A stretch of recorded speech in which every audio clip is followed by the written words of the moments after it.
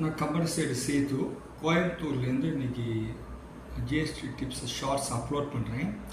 எனக்குன்னு டிப்ஸ்ன்னு பார்த்திங்கன்னா central tax authority, state tax authorities officers என்னென்னா நோட்டீஸ் கொடுப்பாங்க.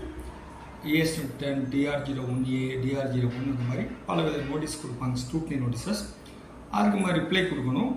இப்போ சில நேரம் என்ன பண்ணுறாங்க, ப்ரொஃபஷனல்ஸ் அதுக்கு ரிப்ளை கொடுக்க தவறிடுறாங்க.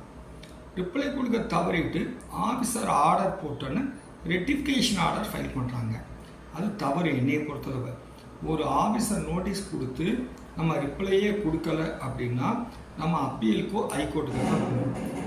எந்தெந்த சூழ்நிலையில் ரெட்டிஃபிகேஷன் பெட்டிஷன் ஃபைல் பண்ணலாம் அப்படின்னா, ஆஃபீஸர் நோட்டீஸ் கொடுக்குறாரு, நம்ம ரிப்ளை கொடுக்குறோம், அந்த அவர் போடுற ஆர்டரில் டோட்டல் மிஸ்டேக் வருது, கிளிரிக்கல் மிஸ்டேக் வருது, இல்லை அப்பேரண்ட் ரெக்கார்ட் ஒரு DR20 பேமெண்ட் கிடைக்கும் அதை விட்டுட்டாரு, அந்த மாதிரி சூழ்நிலை சொல்லி நம்ம ரெட்டிஃபிகேஷன் பெட்டிஷன் போடுறதுடைய ஒரு ஆஃபீஸ் கொடுத்த நோட்டீஸ்க்கு நம்ம ரிப்ளையே கொடுக்காம டேரெக்டாக ரெட்டிஃபிகேஷன் பெட்டிஷன் அப்ளை பண்ணுவது தவறுது. என்னுடைய கருத்து இதான், என்னுடைய டிப்ஸ். இல்லை சந்தேகம் தான் டேரெக்டாக நீ கமெண்ட்ஸில் போட்டுக்கலாம். Wish all the best. Thank you.